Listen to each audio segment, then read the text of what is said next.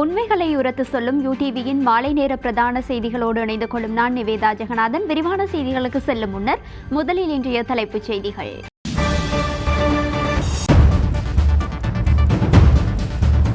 ஐக்கிய நாடுகள் சபையில் ஜனாதிபதி இன்று இரவு உரை.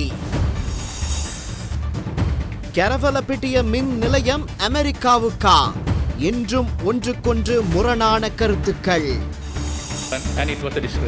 வலிக்கடை மற்றும் அனுராதபுர சிறை சம்பவம் தொடர்பில் விசாரணைக்கு ஓய்வு பெற்ற நீதிபதி நியமனம். தேசிய ஊடகங்கள் அதிகார சபை தரவுகள் குறித்த கருத்துக்களால் தொடரும் சர்ச்சை. නියෝජක කතානායකතුමාගේ සර් ඇවිල්ලා මෛත්‍රීපාල සිරිසේනනේ මේ මෙයාගේ සර් නෙවෙයි ඒ සර් නෙවෙයි අනිත් සර් ලොකු සර් එයා තමයි මම දැක්කම ඊයේ ප්‍රති yes we can රැට ඉන්ජෙක්ෂන් ගහලා දැන් හෙට වෙනකොට මේ ලංකාව අලුත් විදිහට එළි වෙනවා බය වෙන්න එපා ඒ කම්පැනියට යන්න පොර. எப்பொழுது வேண்டுமென்றாலும் தாக்குதல் நடக்கலாம் என்று சொல்லும் ஞானசார தேரரை ஏன் விசாரிக்கவில்லை? சாணக்கியன் சபையில் கேள்வி. ඕන අවස්ථාවක මේ රටේ ප්‍රහාරයක් වෙන්න පුළුවන් කියලා. ඕන අවස්ථාවක ප්‍රහාරයක් වෙන්න පුළුවන් කියලා එතුමා ගාව තියෙනවා නම් ඒ ස්වාමීන් වහන්සේ මම මේ ඇවිල්ලා බුදුදහමට විරුද්ධ කරන්නේ නෙවෙයි. හැබැයි කලකොඩත්තේ ඥානසාර හාමුදුරුවෝ වගේ ජාතිවාදයේ වපුරන අපි ස්වාමීන් වහන්සේ අපි විරුද්ධයි. அவை எமது தலைப்புச் செய்திகள். இனி விரிவான செய்திகளில் முதலில் உள்நாட்டு செய்திகள்.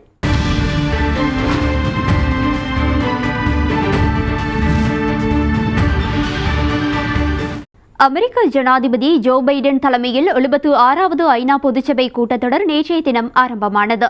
இந்நிலையில் ஐநா பொதுச்சபை கூட்டத்தொடரில் ஜனாதிபதி கோட்டாபய ராஜபக்ச இன்றைய தினம் உரை நிகழ்த்தவுள்ளார். இதேபோல ஜனாதிபதி கோட்டாபய ராஜபக்சவுக்கும் லாட்வியா குடியரசின் ஜனாதிபதி எகில்ஸ் லெவெட்ஸுக்கும் இடையிலான சந்திப்பொன்று நேற்றைய தினம் இடம்பெற்றுள்ளது. ஐக்கிய அமெரிக்க ராஜ்யத்தின் நியூயார்க் நகரில் இடம்பெறுகின்ற ஐக்கிய நாடுகள் சபையின் 76வது பொதுச்சபை கூட்டத்தொடரில் பங்கேற்பதற்காக கடந்த 18ஆம் தேதி அதிகாலை ஜனாதிபதியும் உயர்மட்ட குழுவினரும் நாட்டிலிருந்து புறப்பட்டனர். நியூயார்க் ஜான் எஃப் கென்னடி சர்வதேச விமான நிலையத்தை சென்றடைந்த ஜனாதிபதி உள்ளிட்ட குழுவினரை ஐக்கிய நாடுகள் சபைக்கான இலங்கையின் நிரந்தர பிரதிநிதி மொஹான் பீரிஸ் வரவேற்றார். வெளிவிவகார அமைச்சர் பேராசிரியர் ஜி.எல். பீரிஸ், ஜனாதிபதியின் தலைமை ஆலோசகர் லலித் வீரதுங்க, வெளிவிவகார அமைச்சின் செயலாளர் அட்மிரல் பேராசிரியர் ஜெயநாத் கொலம்பகே ஆகியோர் ஜனாதிபதியுடனான இந்த விஜயத்தில் பங்கெடுத்தவர்களாவர். ஜனாதிபதியாக பொறுப்பேற்ற பின்னர் அனைத்துலக மாநாடு ஒன்றில் பங்கேற்பதற்காக நாட்டை விட்டு ஜனாதிபதி கோட்டாபய ராஜபக்ச புறப்பட்ட முதல் நிகழ்வு இதுவாகும். அத்துடன் ஐக்கிய நாடுகள் பொதுச்சபை கூட்டத்தொடரில் அரசு தலைவராகவும் ஜனாதிபதி உரையாற்றவுள்ள முதல் சந்தர்ப்பமும் இதுவாகும். நடைபெறுகின்ற ஐக்கிய நாடுகள் பொதுச்சபை கூட்டத்தொடரில் இலங்கை நாட்டையும் மக்களையும் பிரதிநிதித்துவப்படுத்தி ஜனாதிபதி கோட்டாபய ராஜபக்ச இலங்கை நேரப்படி இன்றிரவு 9:30 மணியளவில் உரையாற்றவுள்ளார். இதேவேளை இடம்பெறுகின்ற ஐக்கிய நாடுகள் பொதுச்சபை கூட்டத்தொடரின் அங்கமாக 23ஆம் தேதி இடம்பெறவுள்ள உணவு கட்டமைப்பு கூட்டத்தொடரிலும் 24ஆம் தேதி இடம்பெறவுள்ள எரிசக்தி தொடர்பான உயர்மட்ட கலந்துரையாடலிலும் பங்கேற்று கருத்துக்களை முன்வைக்கவும் ஜனாதிபதி எதிர்பார்த்துள்ளதாக ஜனாதிபதி ஊடகப் பிரிவு தெரிவித்துள்ளது. வெளிநாட்டு அமைச்சுக்கள் ரீதியிலான கூட்டத்தொடர் ஏற்கனவே தொடங்கி இடம்பெற்று வருவதோடு இந்த கூட்டத்தொடர்களில் பங்கேற்பதற்காக அரசு தலைவர்கள் பலரும் நியூயார்க் நகரை சென்றடைந்துள்ளனர். இதனிடையே இந்த கூட்டத்தொடரில் பங்கேற்பதற்காக வருகை தந்துள்ள ஏனைய நாடுகளின் அரசு தலைவர்களும் ஜனாதிபதியும் குழுவினரும் இருதரப்பு கலந்துரையாடல்களை தொடர்ந்து மேற்கொண்டு வருகின்றமை குறிப்பிடத்தக்கது.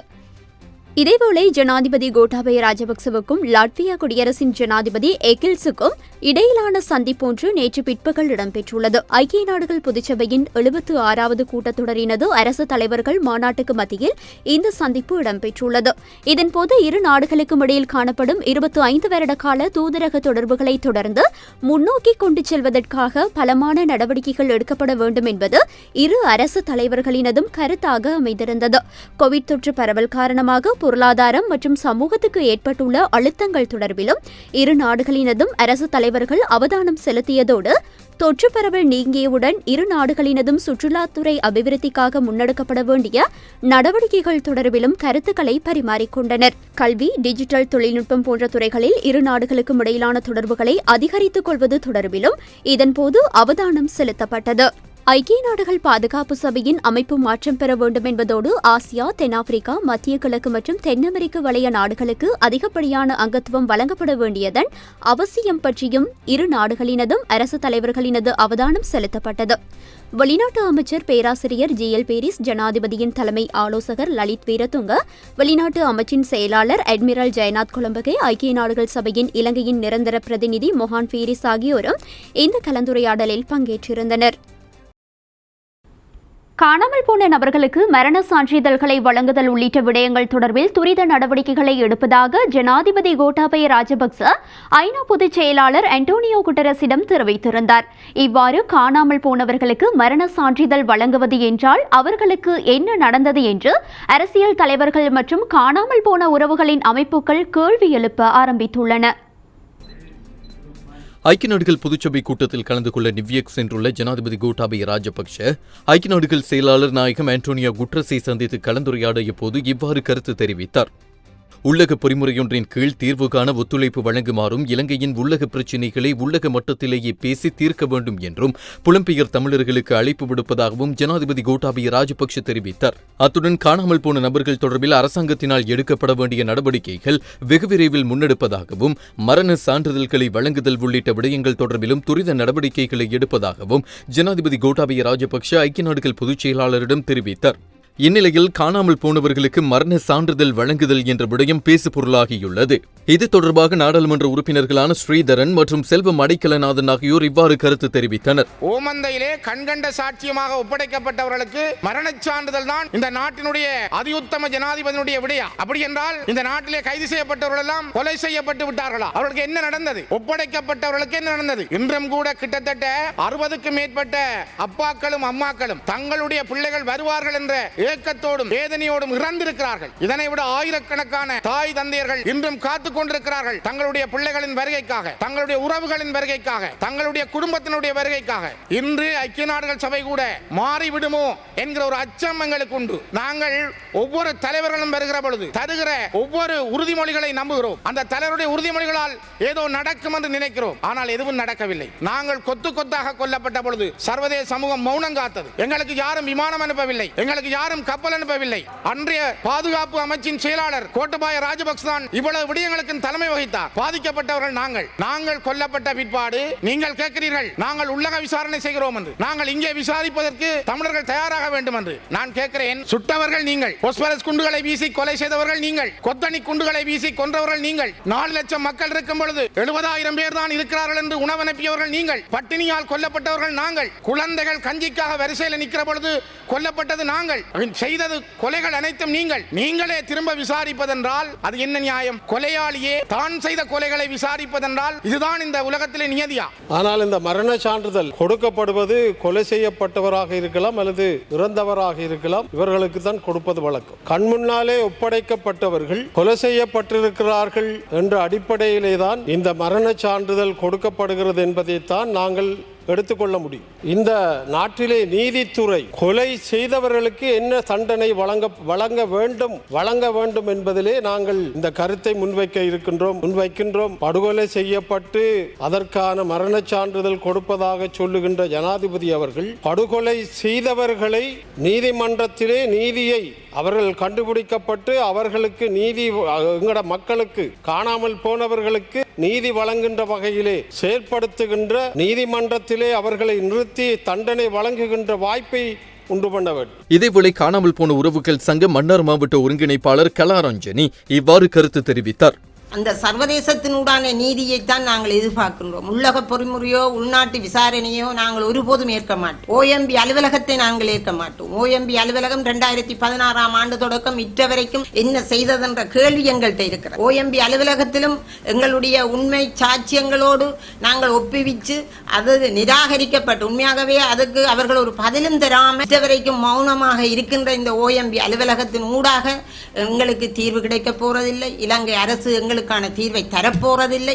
இதை சர்வதேசம் நன்கு புரிந்து கொண்டு சர்வதேசத்தின் ஊடான ஒரு நீதியை நாங்கள் எதிர்பார்த்திருக்கின்றோம். எங்களுக்கான நீதி கிடைக்க வேண்டுமானால் சர்வதேச குற்றவியல் நீதிமன்றத்திலே எங்களுடைய உண்மை நிலைமைகளை எடுத்து கூறி அங்கே வழக்கு தொடர. மறுபக்கம் இதுகுறித்து இன்று நடந்த அமைச்சரவை முடிவுகளை அறிவிக்கும் செய்தியாளர் சந்திப்பில் நாம் வினவினோம். යුද කාලයේදී අතුරුදහන් වෙච්ච පුද්ගලයන්ට මරණ සහතිකය දෙන්න කඩිනමින් පියවර ගන්නවා කියලා ජනාධිපති ගෝඨාභය රාජපක්ෂ මැතිතුමා කියලා තියෙනවා. හැබැයි දැන් ඒ අතුරුදහන් වෙච්ච පවුලේ කට්ටිය නම් කියන්නේ නම් අපේ මිනිස්සුන් අතුරුදහන් වෙච්ච කට්ටියට මොකද්ද වුනේ කියලා ඒ කට්ටිය අහනවා. ඇත්තටම මොකද වුනේ ඇමතුමා ඒ කට්ටිය? මට මේ මොහමඩ් සෝදරයා එකට වගකීමෙන් උත්තර දෙන්න විදියක් නැහැ නේ මොකක්ද උනේ කියලා. ඒ පිළිබඳ සොයා බැලීමේ කාර්යාලයක් ලංකාව තුළ ස්ථාපනය කළා තියෙනවා. උදාහරණයක් විදිහට ජනාධිපතිතුමා එක්සත් ජාතීන්ගේ සංවිධානයේ මහලේකම්වරයා මුණ ගැසීමේදීත් ආරාධනාවක් කරා රටට ආදරය කරන විදේශගත ඩයස්පෝරා වල ඉන්න සමාජිකයන්ට අපි එකට එකතු වෙලා මේ පිළිබඳ සාකච්ඡා කරමු, තීන්දුව తీරන ගනිමු කියලා. ඒක ඊටම ධනාත්මක ලක්ෂණයක් විදියට මම දැක්කා ඊයේ පාර්ලිමේන්තුව ඇතුළේදී පවා උතුර පළාත් නියෝජනය කරන අපේ සහෝදර මන්ත්‍රීවරු ඒ පිළිබඳව ධනාත්මක අදහස් පළ කරා. නිශ්චිත වශයෙන්ම එක්ස් කියන පුද්ගලයා අරගෙන එයාට මොකද උනේ කියලා කියන එකට උත්තරයක් දෙන්න තරම් අපිට දැනුම නැති බව අපේ මගේ මිත්‍ර මොහමඩ් මම හිතන්නේ තේරුම් ගන්නවා. එය කිසි ලෙසක කවදාකවත් හංගවන්න පුළුවන් කාරණාවක් නෙමෙයි. කොයි මොහොතක හෝ ඒ පිළිබඳ නිවැරදි තොරතුරු අපිට මතු කරගන්න පුළුවන්. දැන් සමහර වෙලාවට සමහර තැන්වල අපි දන්නවා අතුරුදහන් වෙලා කියලා හිතපු අය දැන් විදේශගත වෙලා දේශපාලන රැකවරණ ලබාගෙන විදේශ රාජ්‍යයන් වල ජීවත් වෙනවා. සමහර විට හැම විටම නෙමෙයි. ඒ වගේම තමන්ගේ දූ පුතුන් අතුරුදහන් වූ බව පවසමින් දෙමව්පියන් රාශියක් කඳුළු වගුරුනෝ හැම වසරකම අපි රූපරාමු දකිනවා. ඉතින් මේක මේ සියලු දෙනාම ශ්‍රී ලාංකීය පුරවැසියෝ. ඒ නිසා අපි වගකීමෙන් මේ පිළිබඳව කටයුතු කළ යුතු තියෙනවා. ඒ නිසා කිසි සංගවන්න දෙයක් නැහැ. අපි ඒකාබද්ධ මෙහෙයුමකයි අවශ්‍යතාවය තියෙන්නේ මේ පිළිබඳව අනාගත තීන්දුව తీරන ගැනීම සඳහා. අපි එක්ව ශ්‍රී ලාංකීය ජාතිය විදිහට ශ්‍රී ලාංකීය ජනතාව විදිහට තවත් කිසි දවසක මෙවැනි තත්ත්වයක් ඇති නොවන ආකාරයට කටයුතු කිරීම තමයි මම හිතන්නේ මේකට තියෙන අවසානම උත්තරේ. கரவலப்பட்டிய மின் உற்பத்தி நிலையத்தின் 40% பங்குகளை அமெரிக்க நிறுவனத்திற்கு விற்பனை செய்தமை தொடர்பில் இன்று அமைச்சரவை தீர்மானங்களை அறிவிக்கும் ஊடகவியலாளர் சந்திப்பில் கேள்வி எழுப்பப்பட்டது. கரவலப்பிட்டிய மின் உற்பத்தி நிலையத்தின் பங்குகளில் 140 வீதத்தினை அமெரிக்கா நிறுவனத்துக்கு வழங்கியுள்ளதாக தெரிவித்து நாட்டின் பலரும் எதிர்ப்பினை தெரிவித்து வருகின்றனர். கரவலப்பிட்டிய மின் உற்பத்தி நிலையத்தின் 40 வீத பங்குகளை அமெரிக்கா நிறுவனத்துக்கு வழங்குவதற்கு ஒருபோதும் இடமளிக்க முடியாது. கைச்சாதிடப்பட்டுள்ள ஒப்பந்தத்தை மீள்பரிசீலனை செய்ய வேண்டும். முறையற்ற வகையில் அமைச்சரவை அங்கீகாரம் கிடைக்கப்பெற்றுள்ளது. இவ்வாறான செயற்பாடுகள் எதிர்கால அரசியல் இருப்புக்கு பெரும் அச்சுறுத்தலாக அமையும் என லங்கா சமசமாஜ கட்சியின் தலைவரும் ஆளும் தரப்பு நாடாளுமன்ற உறுப்பினருமான பேராசிரியர் திஸ்ஸ வித்தாரண தெரிவித்துள்ளார். மேலும் ஆளும் கட்சி நாடாளுமன்ற உறுப்பினர்கள் மற்றும் அரசை பிரதிநிதித்துவப்படுத்துகின்ற பங்காளி உறுப்பினர்கள் சிலரும் எதிர்ப்பு தெரிவித்து வருகின்றனர். இதேவேளை குறித்த விடயம் தொடர்பில் இன்று அமைச்சரவை தீர்மானங்களை அறிவிக்கும் ஊடகவியலாளர் சந்திப்பில் கேள்வி எழுப்பப்பட்டது. සමාගමකට ගිවිසුම් ගත කරන්න හෝ මේ පවරන්න හෝ බදු දෙන්න මධ්‍යම රාත්‍රියේ හොර රහසින්ම ගිවිසුමක් අත්සන් කරා කියලා. එහෙම දෙයක් සිද්ධ වුණාද මෙතුමා? ඒත් එක්කම මේ ඒ සම්බන්ධ ඉංජිනේරු සංගම් පවසන ඕන් මේ සම්බන්ධයෙන් වෘත්තීය සමිති ක්‍රියාමාර්ගයකට පවා යන්න තීරණය කරලා තියෙනවා කියලා. මොකද්ද මෙතුමා මේ ඇත්ත කතාව මේ ගැන? මේ එහෙම හොරෙන් ගිවිසුමක් අත්සන් කරාද රෑ? මට ඒ ගැන වගකීමෙන් කියන්න බෑ. නමුත් විදුලි බල ඇමතිවරයා පාර්ලිමේන්තුවේදී මේ පිළිබඳව යම් ප්‍රකාශයක් කරයි කියලා අපි විශ්වාස කරනවා. කෙසේ වෙතත් දැනට තියෙන භාණ්ඩාගාර ආරංචිවල හැටියට ෆ්‍රේම්වර්ක් ඇග්‍රීමන්ට් එකක්. ඒ කියන්නේ සංකල්පමය මේ එකඟතාවයක් පැමිණි බවයි මේ දැනගන්නට තියෙන්නේ. කෙසේ වෙතත් அது தொடர்பில் எனக்கு பொறுப்புடன் தெரிவிக்க முடியாதுள்ளது. எரிசக்தி அமைச்சர் குறித்த விடயம் தொடர்பில் நாடாளுமன்றத்தில் தெளிவுபடுத்துவார் என நினைக்கின்றேன். கரவலப்பிட்டிய மின் உற்பத்தி நிலையத்தின் 40 வீத பங்குகளை அமெரிக்கா நிறுவனத்துக்கு வழங்குவதற்கு ஒருபோதும் இடமளிக்க முடியாது. கைச்சாத்திடப்பட்டுள்ள ஒப்பந்தத்தை மீள்பரிசீலனை செய்ய வேண்டும். இருந்த பொழுதிலும் திரைசேரியின் அறிக்கையின் பிரகாரம் கருத்து ரீதியிலான ஒப்பந்தம் ஒன்று வந்துள்ளதாக தெரிவிக்கப்படுகிறது. இருப்பினும் பிரதமர் தலைமையில் அரசு தரப்பு நாடாளுமன்ற உறுப்பினர்களுக்கு இடையில் நாடாளுமன்ற வளாகத்தில் பேச்சுவார்த்தை ஒன்று இன்று இடம்பெற உள்ளது. அதன் பின்னர் இடம்பெற்ற கலந்துரையாடல் தொடர்பில் குறித்த விடயம் தொடர்பிலும் புதிய தகவல்கள் இருப்பின் அறிவிக்கப்படும். தேசிய ஊடகங்கள் அதிகார சபையின் சில தரவுகள் அழிந்தமை தொடர்பாக இன்றும் நாடாளுமன்றத்தில் வாத விவாதங்கள் இடம்பெற்றன. பேராசிரியர் சன்ன ஜெயசுமன, நாடாளுமன்ற உறுப்பினர் ஹரின் பெர்னாண்டோ, ராஜித் சேனாரத்ன ஆகியோருக்கிடையில் கடும் வாக்குவாதம் இன்றைய தினம் இடம்பெற்றது. දැන් මේකේ තියෙන්නේ මොකද්ද මෙතුමා ඉදිරිපත් කළාම තියෙන එක? ඒගොල්ලන්ගේ ප්‍රයිස් ලිස්ට් එක දාලා තියෙන්නේ මොකද්ද? awarded price details 2021. ඒක තමයි රුපියල් 395 කියන්නේ. 55000 කියන්නේ මොකද්ද? previous bidder quoted price.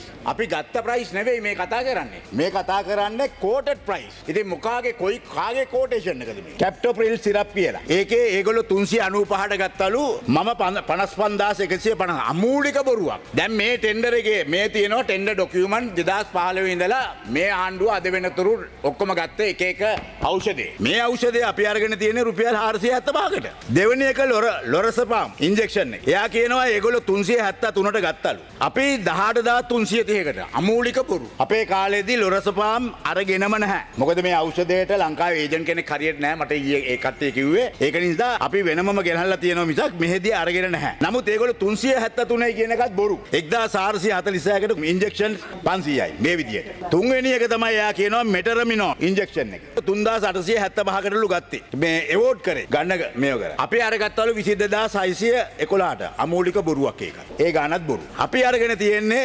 3875 කිව්වට ඒක එවෝඩ් කළා. ඒ සමාගමට ඒක ඒ එවෝඩ් එක කැන්සල් කළා 3875ට. පස්සේ අරගෙන තියෙනවා 5800කට තමයි එවෝඩ් එකක් දීලා තියෙනවා තව. මං අහනවා මෙන්න මේවා තමයි මාෆියා කියන්නේ. මේවා තමයි හොරකම් කියන්නේ. 3875 එක නවත්තලා 5800ට දෙනවා. ඖෂධ වලද මිල පාලනයක් නැහැ. මගේ කාලේ ඖෂධ මිල පාලනය කරා ඖෂධ 48ක්. මහජනයාට ලාභ වුණ අවුරුද්දකට බිලියන 4.4ක්. කෝටි 440ක්. ඒ කියන්නේ සමාගම්කාරයින්ට තමන්ගේ ලාභයෙන් 4.4 බිලියන අඩු වුණා. එහෙමයි එදා රජය කරේ යහපාලන රජය. අනිත් එක ඔය දැන් කියනවානේ බාල බෙහෙත් කියලා. මොකද්ද බාල බෙහෙත්? රටසුමා මේ ගෙනාවේ බහුජාතික සමාගමක නිෂ්පාදනයක් ලංකාවේ බහුජාතික සමාගමක් ගෙනාවේ. කීයට දුන්නේ 2,80,000යි. පිළිකා රෝහලේ. එතකොට මොනවද ආණ්ඩුව කිව්වේ? අපි එක්කෙනෙකුට වියදම් කරන්නේ මිලියන 15යි. මිලියන 15යි. ඒ මොකද? ලෙඩාට තමයි ගෝරිය දැම්මේ. අපි කරේ මොකද? අපි කිව්වා ලෙඩා මැරෙනකම්ම බෙහෙත් ටික දෙන්න. ලක්ෂ 400 500 එක ලෙඩාට පාවිච්චි කරා. ඒ මිනිස්සු අද ජීවත් වෙනවා. 2,80,000 ට්‍රට්සුමාබ් එක අන්තිමට 95,000 කරා.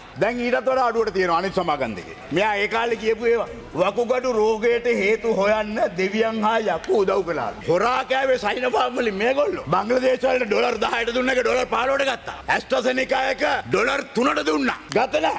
ෆයිසර් එක ඩොලර් 5ට දුන්නා. ගත්ත නෑ. මේවෙන් තමයි හොරා කෑවේ. මේගොල්ලන්ට සහ ගන්නවා. අනේ ජනාධිපතිතුමනි මේගොල්ලොත් එක සෞඛ්‍ය කරන්න ගියොත් ඔබතුමාගෙත් රෙදි ගැලවිලා තමයි යන්න වෙන්නේ. බය නැතුව කියනවා ලංකාවේ data protection law එකට ඩ්‍රාෆ්ට් බිල් එක ගෙනාවේ අපේ ආණ්ඩුවේ අපි දෙන ඇඟිලි සලකුණු වැරදුනොත් අපේ ඇඟිලි කපන්න ඕනේ. මේක සෙල්ලමක් නෙවෙයි. ජාතික ආරක්ෂාව ගැන කතා කරන මිනිස්සු පාස්කු ප්‍රහාරය ගැන කතා කරලා නිග්ලිජන්ස් ගැන කියලා මෛත්‍රීපාල සිරිසේනව හිරේ දාන්න කතා කරන මිනිස්සු. එතකොට මේ නිග්ලිජන්ස් එකට වක් කියන්න ඕනේ. චන්න ජයසුමනයි මේ ආණ්ඩුව ඉනමෙයිද? ලිනක්ස් සිස්ටම් එකේ ඩිලීට් කියලා ගහපුවම ඩිලීට් වෙන්නේ නැහැ. ඒකෙන් අහනවා 5 පාරක් විතර are you sure to delete? එතකොට මේ පොර පිස්සෙක්ද පළවෙනි පාර වැඩ කරන එකද එහෙම 5 පාරක් අහද්දිත් අනේ කරපන් කියලා ඔබන්. දැන් මේකට අල්ලගත්තේ එපික් එකේ CEO. දැන් මේ පුද්ගලයා ඩිලීට් කරපු පුද්ගලයා එක පුද්ගලයෙක් ගරු නියෝජක කතානායකතුමනි. ඒ පුද්ගලයා රෙසිග්නේෂන් එක දීපු මිනිහෙක්. ඒ ආයතනේ මාසෙකට ඉස්සෙල්ලා රෙසිග්නේෂන් දීපු මිනිහට ඔච්චර ඩේටා තියෙන එකට ඇක්සස් දුන්නේ කවුද? රෙසිග්නේෂන් දීලා යන්න යන කම්පැනි කොයිද? අන්න එතනයි ගේම තියෙන්නේ. ඒ මීයා යන්න යන කම්පැනි තවත් yes we can කියලා මේගොල්ලන් ගන්නේ කැම්පේන් එකක්. සර්ගේ යාළුවෙක්. නියෝජක කතානායකතුමාගේ සර් ඇවිල්ලා මෛත්‍රීපාල සිරිසේනනේ. මේ මෙයාගේ සර් නෙවෙයි. ඒ සර් නෙවෙයි. අනිත් සර්. ලොකු සර්. එයා තමයි මම දැක්ක මේ ඊපෙරදී yes we can රැට ඉන්ජෙක්ෂන් ගහලා දැන් හෙට වෙනකොට මේ ලංකාව අලුත් විදිහට එළි වෙනවා. බය වෙන්න එපා. ඒ කම්පැනියට යන්න බොර. ඔබතුමාලා මේව විහිළු මේව බොරුවට කරපු දේවල් කියලා. ජූලි මාසේ 9 වෙනිදා මේක මැකෙන්නේ. CID-ට යන්නේ ජූලි මාසේ 23 වෙනිදා. සති දෙකක් යනකම් බඩු මැකුණයි කියලාවත් එපික් එක කියලා නඩුවක් දාන්නේ නැහැ. දැන් මෙයා කිව්වේ බෙහෙත් ගෙනාවේ නැහැ කියලානේ. මෙන්න ගිහලා තියෙන ටෙන්ඩර් ප්‍රමාණය. පෞගේ මේවා බෙහෙත් නෙමෙයි. මේ මහින්සක මිනිස්සු 12000ක් මැරනකොට මුන් මේ ගාන ෆේස් මාස්ක් එකෙන් මේ ගාන හැම දෙයකින්ම හොරා කරන වෛරසෙන් කොමිස්සම්පු කරන තිරිසන් පරා ජාතියක් කියන එක බය නැතුව අපි කියනවා. හිතට අමාරු ඇති කරුණු කාරණා සංඛ්‍යා ලේඛන සහිතව එළිදරව් කරාම ඇත්තටම අපේ NMR එකේ සිදුවන ක්‍රියාවලිය පිළිබඳව තියෙන අනවබෝධය නිසා තමයි මෙතන මේ පාර්ලිමේන්තු වරප්‍රසාද පාවිච්චි කරලා රටක් නොමග යවන්න හදන්නේ. රෝගයට අදාළ වෙන කිසිදු ඖෂධයක් හෝ කිසිදු වෛද්‍ය උපකරණයක් මුළුමනින් ලියාපදිංචියට කිරීම සඳහා මේ පද්ධතිය යොදාගෙන නැහැ. එහෙම යොදාගත්තේ නැත්නම් මේ පද්ධතියේ තියෙන දුර්වලතාව නිසා මේ අපේ රජය බලයට පත් වුණාට පස්සේ දාපු ඩොකියුමන්ට් තමයි මේකේ බහුතරයක් තියෙන්නේ. ඔව් ඇත්ත. එහෙම තමයි. හැබැයි මොකද්ද ප්‍රශ්නේ තියෙන්නේ? පහුගිය රජයේ කාලේ ඉල්ලුම් කරපු අයදුම්පත් බහුතරයකට ඉඩ දුන්නේ නැහැ. යම්කිසි ඖෂධයක් තියෙනවා නම් ඒ ඖෂධය හා සමාන වෙනත් ඖෂධ වෙනත් බ්‍රෑන්ඩ් ආවට පස්සේ ඒවා ලියාපදිංචි කිරීම සඳහා අවසර දුන්නේ නැහැ. ප්‍රධාන ඖෂධ 25 රුපියල් බිලියන 25කට ආසන්න මුදලක් වසරකට වැය කරනවා. ප්‍රධාන සමාගම් 5කට පමණයි මේ වැඩිම වටිනාකමක් තියෙන ඖෂධ 25ටම ලියාපදිංචිය දීලා තියෙන්නේ. අනිකුත් ඖෂධවල ලියාපදිංචිය විවිධාකාරයෙන් නවත්තගෙන හිටියා. හැබැයි අපි ආවට පස්සේ කිව්වා මේක රෙජිස්ටර් කරන්න කියලා. ඒක නිසා තමයි මේ පද්ධතිය තුලට මේවා යදුවේ. මේ ඇඟිල්ලක් එහෙම වෙලා වැරදිලා වැකුණා කියලා අපි කොහෙවත් කියන්නේ නැහැ. ප්‍රශ්නේ ඒකම තමයි. අපිට දැනට තියෙන තොරතුරු අනුව මකපු මිනිහා ඔෆිස් එකේ විතර නෙමෙයි ගෙදර ගිහිල්ලත් මකලා තියෙනවා. මැකුවේ කවුද? යාගේ පිටිපස්සෙන් ඉඳිය කවුද කියන කාරණේ හොයන්න ඕන කියලා කියන්නේ ඒකයි. මේ ඖෂධ මාෆියාව, මේ වංචාව ගෙනල්ලා දාගත්ත සභාපති කෙනෙක් අධිකරණයෙන් අභියාචන අධිකරණයෙන් අයින් කරා සභාපතිවරයව. මෙයා රාජිත සේනාරත්න ගිහිල්ලා ඒ සභාපතිව අධිකරණයෙන් අයින් කරපු සභාපතිව නැවත ගෙනල්ලා වාඩි කරවුවා. එහෙම තමයි කරේ ඔයා. මෙන්න නඩුව. ඕ එහෙම තමයි මේකේ වංචාවට ඉඩ දුන්නේ. හිටපු සෞඛ්‍ය අමාත්‍යතුමා ඉන්න සෞඛ්‍ය අමාත්‍යතුමාට වංචනිකයෙක් කියනවා. ඉන්න සෞඛ්‍ය අමාත්‍යතුමා හිටපු සෞඛ්‍ය අමාත්‍යතුමාට වංචනිකයෙක් කියනවා. හැබැයි දෙන්න හොඳින්ම නිදැල්ලේ ඉන්නවා. ඒක තමයි මට කියන්න තියෙන්නේ. දෙන්න ஹொந்திம்ம நிதள்ளி இன்னும். இந்த நாட்டில் எந்த நேரத்திலும் ஒரு தாக்குதல் நடக்கலாம் என கூறும் ஞானசார தேரரை ஏன் அரசாங்கம் விசாரிப்பதில்லை என நாடாளுமன்ற உறுப்பினர் சாணக்கியன் இன்று சபையில் வினவினார். இந்த கேள்வியால் சபையில் இன்று குழப்ப நிலையும் உருவானது. ගලගොඩත්තේ ඥානසාර හාමුදුරුවෝ බැරෑරුම් ප්‍රකාශයක් කරා මේ රටේ තියෙනවා කියලා ක්‍රිස්තියානි පල්ලි 500ක් අන්තවාදී ක්‍රිස්තියානි පල්ලි 500ක් තියෙනවා කිව්වා. හින්දු ආගමේ කියලා තියෙනවලු අත් කපන්න කියලා, කන් වලට ලෝදිය දාන්න කියලා. ඒ ඔක්කොටම වඩා කියලා තියෙනවා මේ ඊස්ටර් ටැග් එකේ මහා මූලකරු අල්ලා දෙවියෝ කියලා. ගරු නීති ඇමතුමා ඔබතුමාගේ දෙවියෝ අල්ලා දෙවියෝල මහා මූලකරු මේ පිටිපස්සේ ඉඳන් ඇවිල්ලා බේරුවල මන්තුමා මට කෑ ගහනවා. මේ කෑ ගහනවා මුස්ලිම් മന്ത്രിවරු ඉන්නවා ආණ්ඩු පක්ෂේ කවුරුවත් කතා කරේ නැහැ. ඔබතුමාගේ අල්ලා දෙවියන් තමයි මහා මූලකරු කියනවා. ඒ වගේම තමයි ඉස්ලාම් ආගමික නායකයෝ අත්අඩංගුවට ගන්න කියනවා. මොනවත් කියන්න බෑ. හැබැයි ගලගොඩත්තේ ඥානසාර හාමුදුරුවෝ කියනවා එතුමා රැස්වීම 800ක බණ දේශනා කරාලු. බණ දේශනා කරාලු 800 පාරක් මේ ජනාධිපතිවරයා බලයට ගෙන්න. දැන් මේ ජාත්‍යන්තරයේ ප්‍රශ්න ඇති වෙලා තියෙන අවස්ථාවක තමයි මුස්ලිම් මිනිස්සු එපා වෙලා තියෙන්නේ. 20 වෙනි සංශෝධනයේට මුස්ලිම් මිනිස්සු ඕනේ. පෝට් සිටි පාස් කරන මුස්ලිම් මිනිස්සු ඕනේ. මේ ආණ්ඩුවේ ඉන්න නීති ජස්ටිස් මිනිස්ටර් මුස්ලිම්. හැබැයි කුවේට් වලට ගිහිල්ලා ජනාධිපතිතුමා කතා කරද්දී මුස්ලිම් මිනිස්සු හොඳයි. අද මේ මුස්ලිම් කෑ ගන්න තු ඉන්න මේ හාජියාර් ඔබතුමාට ඡන්දේ ඔබතුමා ජාතික ලැයිස්තුවෙන් ඔබතුමා නියෝජනය කරන ජන කොටසට සාධාරණයක් ගන්න. ඔබතුමාගේ දෙවියට කියනවා මහා මොලකරු කියලා. අල්ලලු මහා මොලකරු. ලැජ්ජයි. ජනාධිපතිතුමා ඒ අස්සේ ගිහිල්ලා ඩබල් ගේම් ගහනවා. ජාත්‍යන්තරයට ගිහිල්ලා කියනවා අපි කැමති දෙමළ ඩයස්පෝරාත් එක්ක කතා ගන්න කියලා. අද ඇත්තට මම විපක්ෂයේ ඉන්න සමගි ජන බලවේගයටයි JVP එකට ස්තුති වෙනවා. මොකද මහින්ද රාජපක්ෂ විපක්ෂ නායක වෙලා හිටියනම් මේ පාර්ලිමේන්තුව දෙවනත් කරයි. ඩයස්පෝරාත් එක්ක කතා කරනවා කියලා තිබ්බනම් සමගි ජන බලවේගය අද මහින්ද රාජපක්ෂ ජනාධිපතිතුමා විපක්ෂ නායකලා තිබ්බනම් අද මේ රටේ ජාතිවාදයේ වපුරනවා. මේ ඩයස්පෝරාවත් එක්ක කතා කරන එක ගැන ඔබතුමන්ලා කරන දේට මම අගය කරනවා. මෙහෙම කෑ ගහලා GSP+ එකේ නැති කරගන්න එක බේරගන්න බෑ. ගෝඨාභය රාජපක්ෂ ජනාධිපතිතුමාට ගලගොඩත්තේ ඥානසාර හාමුදුරුවොත් එක්ක සම්බන්ධයක් නැත්නම් එතුමාව වහාම පරීක්ෂණයකට ලක් කරන්න කියන්න. ඒ කරපු බැරෑරුම් ප්‍රකාශයට පරීක්ෂණයක් පවත්වන්න. ගුරුවරුන්ට පරීක්ෂණ කරනවා. මේ රටේ ගුරුවරුන්ට පරීක්ෂණ කරනවා. දොස්තරලාට පරීක්ෂණ කරනවා. අසාද් සාලි හිරේ, රිෂාඩ් බදුදීන් හිරේ. හැබැයි ගලගොඩත්තේ ඥානසාර හාමුදුරුවන්ට පරීක්ෂණයක් නැහැ. මොකද්ද මේ රටේ තියෙන නීතිය? මොකද්ද මේ රටේ තියෙන නීතිය කියන එක මම මේ අවස්ථාවේ අහන්න ඕනේ. ඒ වගේම තමයි එතුමා කියලා තියෙනවා ඕන අවස්ථාවක මේ රටේ ප්‍රහාරයක් වෙන්න පුළුවන් කියලා. ඕන අවස්ථාවක ප්‍රහාරයක් වෙන්න පුළුවන් කියලා එතුමා ගාව තියෙනවා නම් ඒ ස්වාමීන් වහන්සේ මම මේ ඇවිල්ලා බුදුදහමට විරුද්ධ කෙනෙක් නෙවෙයි. හැබැයි ගලගොඩත්තේ ඥානසාර හාමුදුරුවෝ වගේ ජාතිවාදයේ වපුරන අපි ස්වාමීන් වහන්සේ අපි විරුද්ධයි. එතුමා පරීක්ෂණය ලක් කරන්න. එතුමා කියන විදිහට මේ රටේ ඕන වෙලාවක ප්‍රහාරයක් සිදු වෙන්න පුළුවන් නම් ආර්ථිකය හදන්න කවුරුත් ආයෝජකයෙ ඉන්නේ නැහැ. සුද්දෝ එන්නේ නැහැ. ටුවරිසම් හදන්න බැයි. රටේ ඕනලාක බෝම්බයක් පුපුරන්න කවුද මේ රටට එන්නේ? කවුද මේ රටට එන්නේ? ඒක නිසා මම ඉල්ලා සිටිනවා එතුමාගෙන් ප්‍රකාශයක් ගන්න. මේ නැගෙනහිරන් ආපු මුස්ලිම් മന്ത്രിවරු ආය ගමට આવොත් සරපුවෙන් ගහලා යන්න කියනත් මම මේ අවස්ථාවේ කියන්න ඕනේ. ඉස්සර සහයෝගය දීලා. வெலிக்கடை மற்றும் அனுராதபுர சிறைச்சாலைகளில் அண்மையில் இடம்பெற்ற சம்பவம் தொடர்பில் சுயாதீன விசாரணைகளை முன்னெடுப்பதற்காக ஓய்வு பெற்ற நீதிபதி ஒருவர் நியமிக்கப்பட்டுள்ளதாக தெரிவிக்கப்படுகின்றது. இன்றைய தினம் நாடாளுமன்ற விவாதத்தின் போது நாடாளுமன்ற உறுப்பினர் கஜேந்திரகுமார் பொன்னம்பலம் எழுப்பிய கேள்விக்கு பதிலளிக்கும் போது நீதி அமைச்சர் அலி சப்ரி இதனை தெரிவித்துள்ளார். And had insisted that the Tamil political prisoners detained under the Prevention of Terrorism Act be brought before him. The prison authorities had gone on to produce 10 Tamil PTA prisoners, 9 PTA suspects who have legal action pending, and 1 individual convict under the PTA. Given the severe breach of security and safety of the Tamil political prisoners being held under the PTA in Anuradhapura prison, where the prison authorities failed to prevent the illegal act, will the Honourable Minister of Justice transfer the said Tamil political prisoners to the Jaffna and Vavonia prisons in keeping with the SMR Nelson Mandela rules as a matter of urgency? Lohan ரத்வத்த அரசியலில் எவ்வித பதவிகளையும் வைக்க முடியாது என அரசாங்கம் உறுதிப்படுத்துமா? மேலும் அவரை நாடாளுமன்றத்திலிருந்து வெளியேற்றப்படுவதுடன் அனுராதபுர சிறைச்சாலையில் உள்ள அரசியல் கைதிகளை யாழ்ப்பாண சிறைச்சாலைகளுக்கு மாற்றப்பட்டு நெல்சன் மண்டேலாவின் நீதி நிலைநாட்டப்படும் என உறுதிப்படுத்த முடியுமா?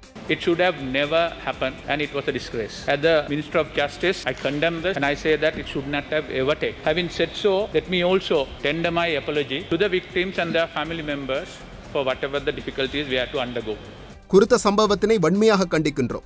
நடக்கக்கூடாதது ஒன்று, அது நட்பெயருக்கு களங்கம் ஏற்படுத்தப்பட்ட சம்பவம். பாதிக்கப்பட்ட கைதிகளின் குடும்பங்களுக்கு அவர்களது உறவினர்களிடமும் இடம்பெற்ற சம்பவம் தொடர்பில் கவலைகளை தெரிவித்துக் கொள்கிறேன். அதற்கு அரசியல் மற்றும் இனவாத சாயத்தினை பூச முற்பட வேண்டாம். இச்சம்பவம் அவ்வாறானதொன்றல்ல. மனித உரிமை ஆணைக்குழு சாதாரண விசாரணையை மேற்கொண்டு வருகிறது. குறித்த சம்பவம் தொடர்பில் சுயாதீன விசாரணைகளை முன்னெடுப்பதற்காக ஓய்வு பெற்ற நீதிபதி ஒருவரை நியமிக்க நேற்றைய தினம் அமைச்சரவையில் தீர்மானிக்கப்பட்டுள்ளது.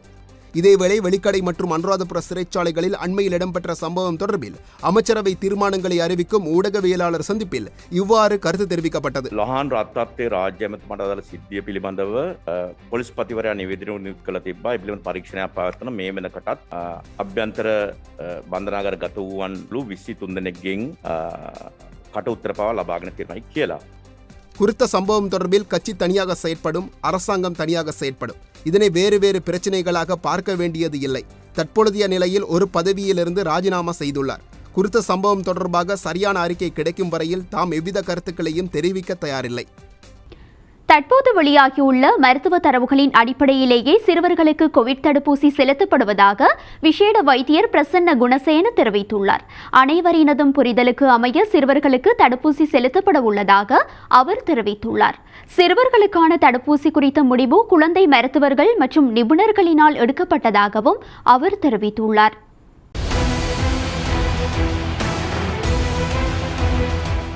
ශ්‍රී ලංකාවේ ජනගහනයෙන් 60% ඉන්නත් කිරීමේ මූලික බලාපොරොත්තුව සම්පූර්ණ කර ගැනීම සඳහාත් ඒ වගේම கோவிட்-19க்கான தேசிய பிரயோகங்கள் மற்றும் தடுப்பூசி திட்டமிடல் போன்றவற்றை இயன்ற அளவு இலங்கையின் சனத்தொகையில் 60% தடுப்பூசி ஏற்றும் அடிப்படை இலக்கை விரிவாக்குவதற்கு கோவிட் முகாமைத்துவத்திற்கான தேசிய செயலணி தீர்மானித்துள்ளது.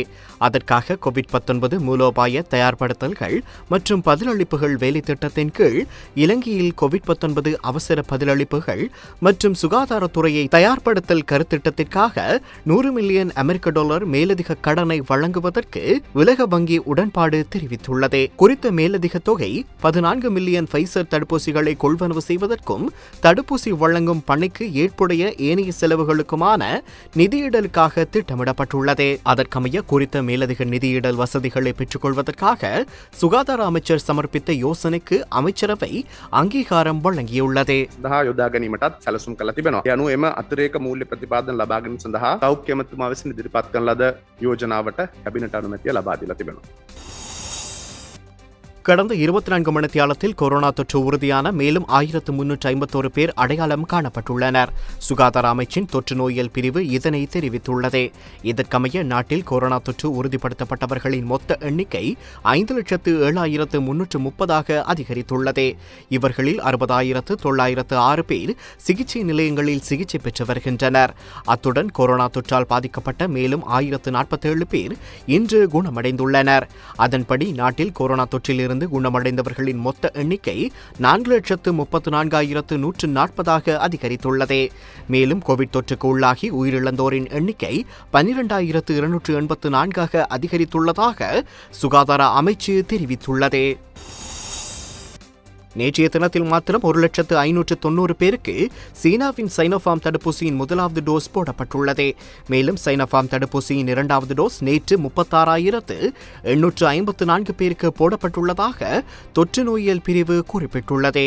இதேவேளை இதுவரை 1,08,816 பேருக்கு கோவிஷீல்டு தடுப்பூசியின் இரண்டாவது டோஸ் போடப்பட்டுள்ளது. அத்துடன் இதுவரை 1,59,089 பேருக்கு ஸ்புட்னிக் வி தடுப்பூசியின் முதலாவது டோஸ் போடப்பட்டுள்ளதாக தொற்று நோய் பிரிவு தெரிவித்துள்ளது. மேலும் 47,673 பேருக்கு ஸ்புட்னிக் வி தடுப்பூசியின் இரண்டாவது டோஸ் போடப்பட்டுள்ளது.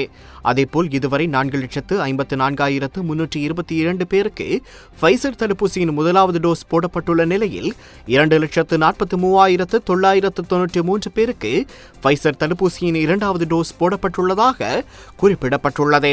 இதேவேளை இலங்கையில் அபிவிருத்தி பணிகளில் ஈடுபட்டுள்ள சீன பிரஜைகள் 2,865 பேருக்கு சைனோஃபார்ம் தடுப்பூசியின் முதலாவது டோஸ் போடப்பட்டுள்ளதுடன் 2,435 பேருக்கு இரண்டாவது டோஸ் போடப்பட்டுள்ளமையும் குறிப்பிடத்தக்கது.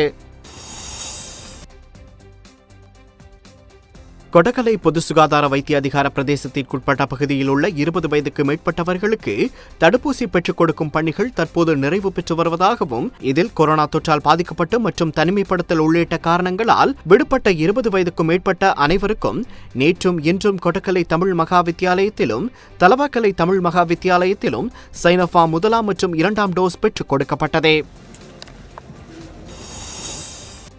அரசாங்கத்தினால் கொரோனா எதிர்ப்பு தடுப்பூசிகளை ஏற்றும் பணிகள் நாடளாவிய ரீதியில் தனிமைப்படுத்தல் ஊரடங்கு அமலில் உள்ள போதும் தொடர்ச்சியாக இடம்பெற்று வருகின்றது. மட்டக்களப்பு மாவட்ட சுகாதார பிராந்திய சுகாதார சேவைகள் பணிப்பாளர் என் மயூரனின் வழிகாட்டலில் மாவட்டத்தில் உள்ள 14 சுகாதார வைத்திய அதிகார பிரிவிலும் தடுப்பூசிகள் ஏற்றும் நடவடிக்கை இடம்பெற்று வருகின்றது. வாழைச்சேனை சுகாதார வைத்திய அதிகாரி அலுவலக பிரிவில் 20 வயதுக்கு மேற்பட்ட இளைஞர் யுவதிகளுக்கு முதலாம் கட்ட தடுப்பூசியும் 30 வயதுக்கு மேற்பட்ட பொதுமக்களுக்கு இரண்டாவது தடுப்பூசி ஏற்றும் பணிகளும் வாழைச்சேனை விநாயகபுரம் விநாயகர் வித்தியாலயத்தில் இன்று நடைபெற்றது. இந்த ஆண்டு காப்போத்த உயர்தர பரீட்சைக்கு தோற்றவுள்ள மாணவர்களுக்கு முன்னுரிமை வழங்கி ஃபைசர் தடுப்பூசியை பெற்றுக் கொடுக்க அரசாங்கம் முடிவு செய்துள்ளதாக கல்வி அமைச்சர் தினேஷ் குணவர்தன தெரிவித்தார்.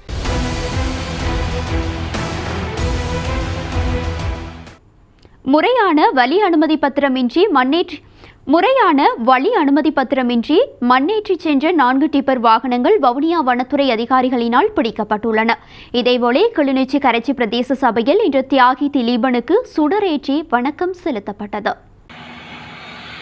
முறையான வழி அனுமதி பத்திரமின்றி மண்ணேற்றி சென்ற 4 டிப்பர் வாகனங்கள் வவுனியா வனத்துறை அதிகாரிகளினால் பிடிக்கப்பட்டுள்ளன. வவுனியா A9 வீதியினூடாக நகரப்பகுதியில் மண்ணேற்றி சென்ற டிப்பர் வாகனங்கள் வவுனியா வனத்துறை அதிகாரிகளினால் திடீர் சோதனைக்கு உட்படுத்தப்பட்டன. இதன்போது 4 டிப்பர் வாகனங்கள் முறையான வழி அனுமதி பத்திரமின்றி மண்ணேற்றி சென்றமை கண்டுபிடிக்கப்பட்டுள்ளது. இதனையடுத்து குறித்த 4 டிப்பர் வாகனங்களும் வனத்துறை அதிகாரிகளால் கையகப்படுத்தப்பட்டுள்ளதுடன் அதன் சாரதிகள் 4 பேரும் கைது செய்யப்பட்டு மேலதிக விசாரணைகளின் பின் குறித்த 4 பேரையும் வவுனியா நீதிமன்றில் முற்படுத்த நடவடிக்கை எடுத்துள்ளனர். மாந்தை மேற்கு பிரதேச செயலாளர் பிரிவில் உள்ள இலுப்பைக்கடவை கத்தாளம்பிட்டி பகுதியில் மறைத்து வைக்கப்பட்டிருந்த ஒரு தொகை கேரள கஞ்சா பொதிகளை இன்று அதிகாலை விசேட அதிரடிப்படையினர் மீட்டுள்ளனர். இவ்வாறு மீட்கப்பட்ட கஞ்சா பொதி 104 கிலோ 750 கிராம் எடை கொண்டது என தெரிவிக்கப்பட்டுள்ளது. சந்தேக நபர்கள் எவரும் கைது செய்யப்படவில்லை. மீட்கப்பட்ட கஞ்சா பொதிகள் இலுப்பைக்கடவை போலீஸ் நிலையத்தில் ஒப்படைக்கப்பட்டுள்ளது. இலுப்பைக்கடவை போலீசார் மேலதிக விசாரணைகளை மேற்கொண்டு வருகின்றனர். நானாட்டன் பிரதேச செயலாளர் பிரிவில் உள்ள அச்சங்குளம் நறுவிலிகுளம் கடற்கரை பகுதியில் பதுக்கி வைக்கப்பட்டிருந்த சுமார் 68 மில்லியன் ரூபாய் பெறுமதியான கேரள கஞ்சா பொதிகளை நேற்று செவ்வாய்க்கிழமை மாலை வங்காளை கடற்படையினர் மீட்டுள்ளனர். திம்புள்ளப்பத்தன போலீஸ் பிரிவிற்குட்பட்ட கொட்டக்கலை நகர பகுதியில் இடம்பெற்ற வாகன விபத்தில் 3 படுகாயமடைந்து கொட்டக்கலை வைத்தியசாலையில் அனுமதிக்கப்பட்டு சிகிச்சை பெற்று வருகின்றனர். இந்த விபத்து நேற்று மாலை இடம்பெற்றுள்ளதாக திம்புள்ளப்பத்தன போலீசார் தெரிவித்துள்ளனர். கொட்டக்கலை நகர உள்வீதியிலிருந்து பிரதான வீதி நோக்கி பயணித்த முச்சக்கர வண்டியுடன் ஹட்டன் பகுதியிலிருந்து தலவாக்கலை பகுதியை நோக்கிச் சென்ற மோட்டார் சைக்கிள் மோதி விபத்துக்குள்ளாகியுள்ளது. இந்த விபத்து குறித்து மேலதிக விசாரணைகளை திம்புள்ளப்பத்தனை போலீசார் மேற்கொண்டு வருகின்றனர். கிளிநொச்சி கரைச்சி பிரதேச சபையில் இன்று தியாகி திலீபனுக்கு சுடரேற்றி வணக்கம் செலுத்தப்பட்டுள்ளது. கிளிநொச்சி கரைச்சி பிரதேச சபையின் 43வது அமர்வு இன்று ஆரம்பமாகி இடம்பெற்றது. இதில் உண்ணா நோன்பிருந்து மரணித்த தியாகி சுடரேற்றி சபை உறுப்பினர்களால் அஞ்சலி செலுத்தப்பட்டமை குறிப்பிடத்தக்கது. இத்துடன் யூடிவியின் மாலை நேர பிரதான செய்தி அறிக்கை நிறைவு பெறுகின்றது. தொடர்ந்தும் யூடிவி வழங்கும் நிகழ்ச்சிகளோடு இணைந்திருங்கள்.